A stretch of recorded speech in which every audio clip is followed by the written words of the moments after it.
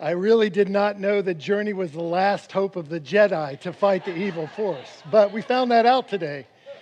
I don't know about that, but after you watch that, don't you feel like, hey, skip the rest of church, let's just go to a movie? No, just don't do that. Great to have you celebrating Fathers today. Thank you, guys, for your investment in your families. And I know the pressure is on you. I know it's difficult to be a dad, but I'm grateful for your efforts to do the best you can in being the Father on earth. And we all can appreciate the Father in heaven who loves us and is our compassionate God. We've been worshiping Him this morning, and we're grateful for our dads on earth as well. What a morning, though. It's been great, right? We've got to worship the Father in heaven. We've got to celebrate dads here.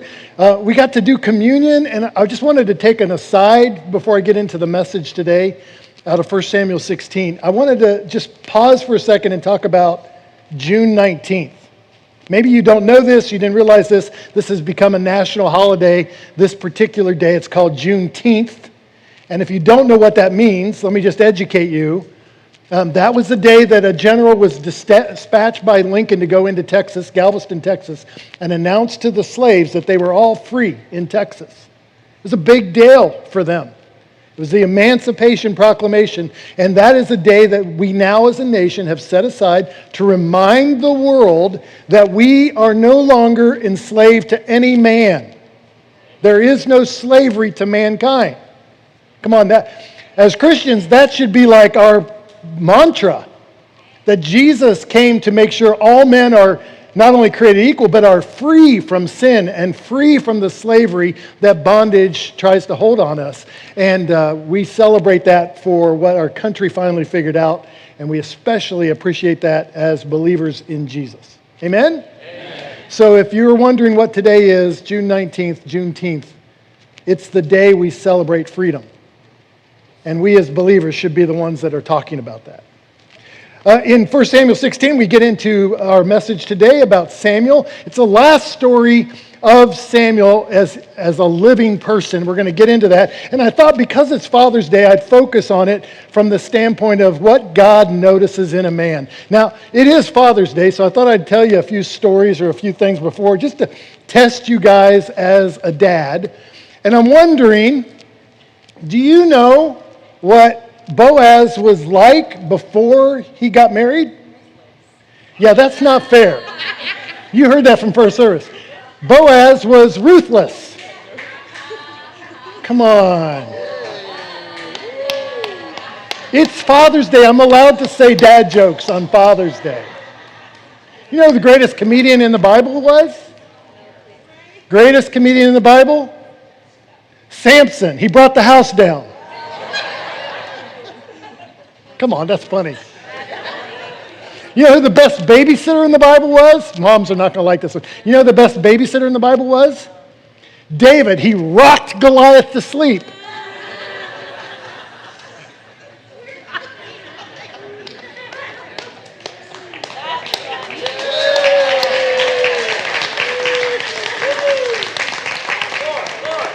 I can keep going. Do you know when Adam was born, what time of day? Oh, no. A little before Eve.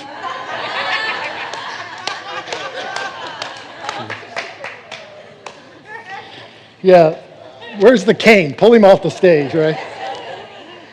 It is Father's Day. I want to honor fathers. Gustavo Aheche was listed in the New York Times as one of the many workers that were keeping New York City running while the pandemic was at its worst.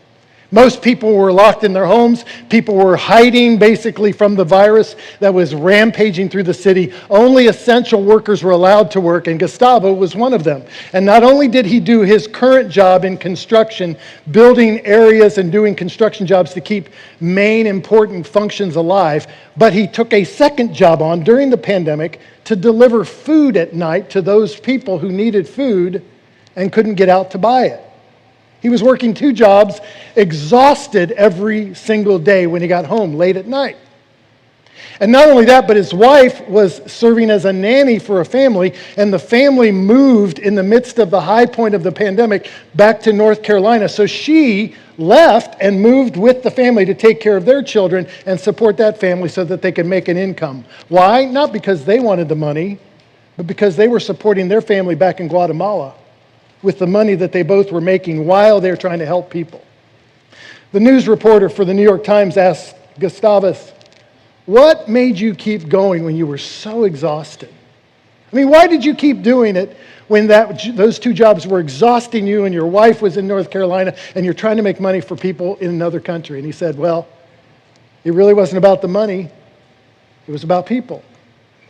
I loved serving people." And he said, every single time I delivered food, and a family would be in tears saying, "Gracias, gracias. God bless you, God bless you. Thanks for helping our family. Thanks for helping us through this crisis."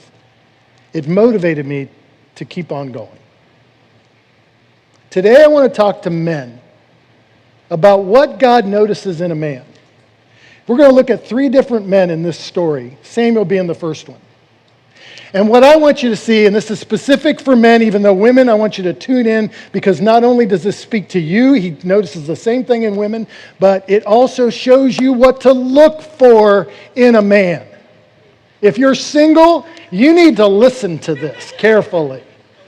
And if you're married to somebody who's like this in any aspect, you need to be grateful.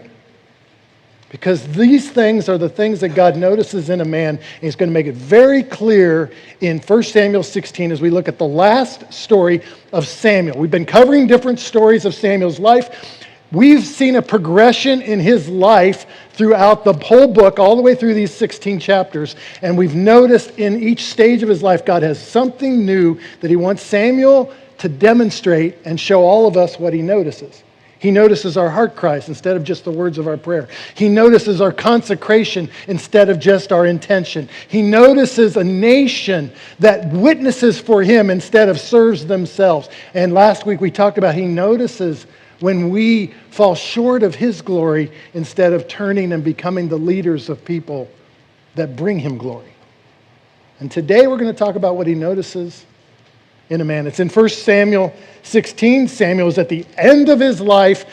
All of the successes, and many of you guys know what I'm talking about. You've talked about this way. I've talked this way. You get to this stage in your life. You've been working on your life. You've been serving people all your life. Been taking care of your family all your life. And you sooner or later get to this moment, even quietly, where you're just like, when is my time? When have I done enough? When do I get to get a break? When do I get to quit working and enjoy some things in life? Anybody other than me have those feelings at all? Notice that God doesn't take notice of all your accomplishments. He takes notice of your hunger. He's going to show it in this passage. Start with verse 1.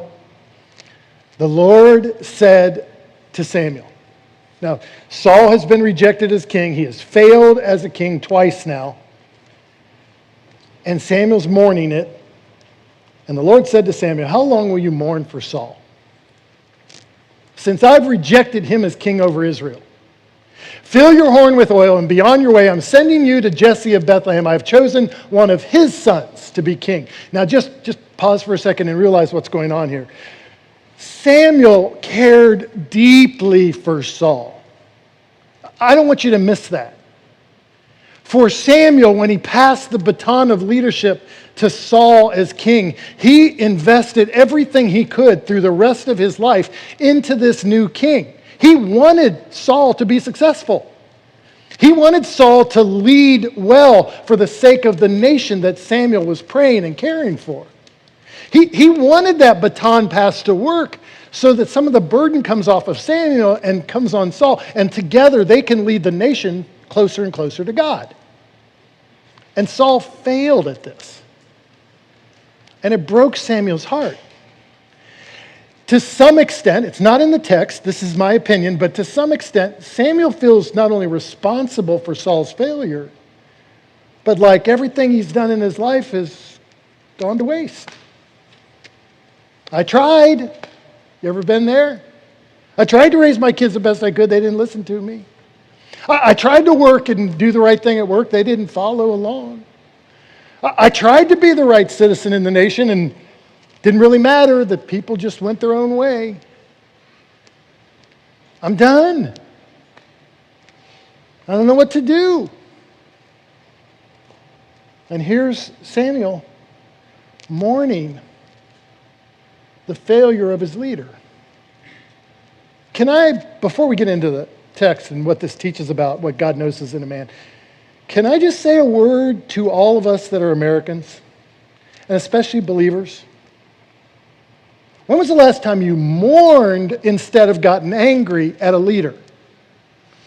When was the last time you cared enough for a leader's success instead of pointing the finger of criticism at them?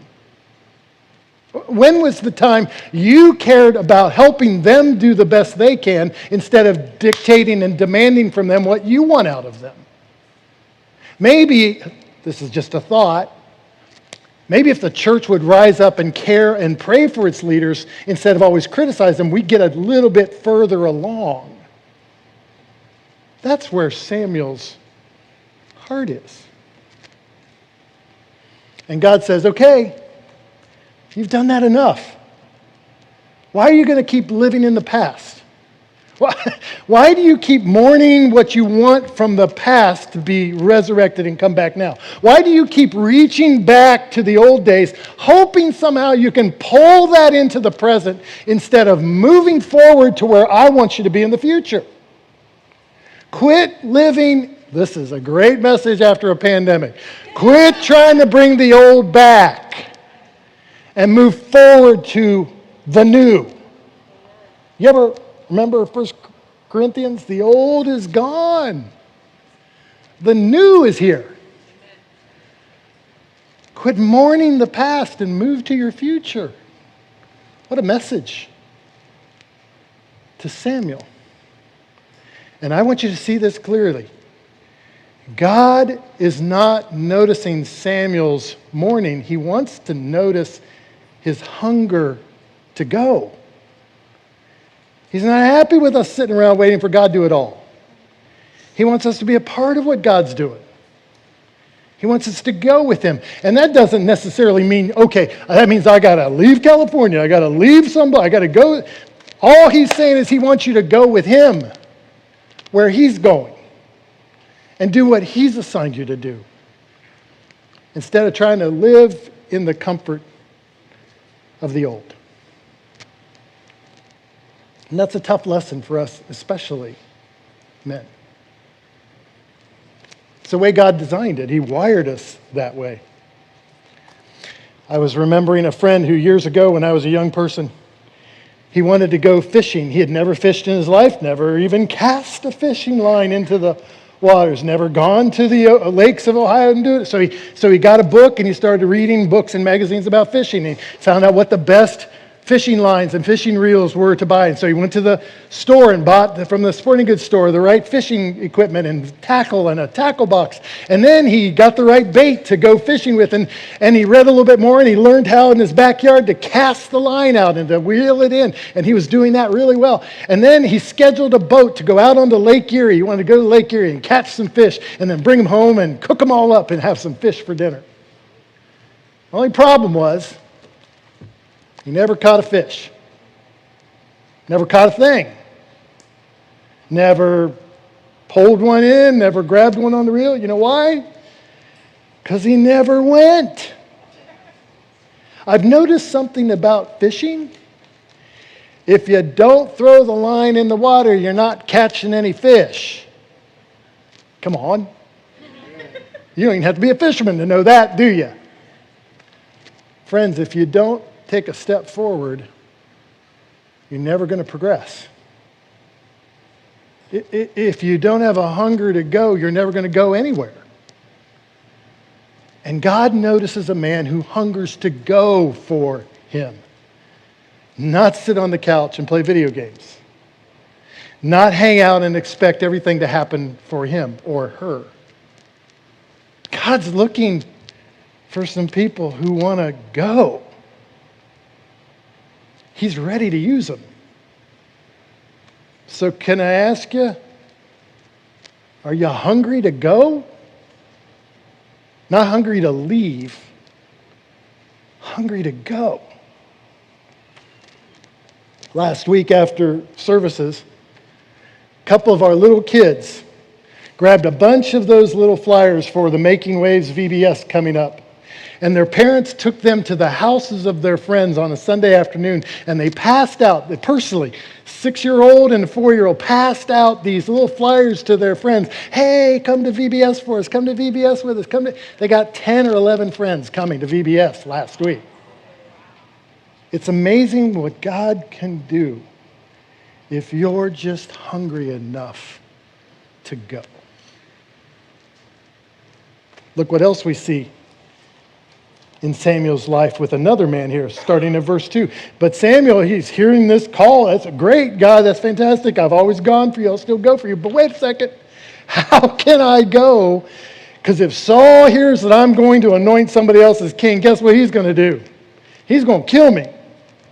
And the Lord said, just take a heifer with you, a cow with you, and say to Jesse and his family, I've come to make a sacrifice to you. And by the way, just pause there for a second. Samuel is the only prophet, especially in the Judges period, that I can find where he actually went to the people to bring God's word to the people instead of making them come to the tabernacle to hear from God. He went to the people. I love that about Samuel. So he goes to Bethlehem. God tells him, invite Jesse to the sacrifice, and I'll show you what to do. You're going to anoint the one for me that I indicate. So Samuel did what the Lord said. He gets out on his goat. He starts walking on. He going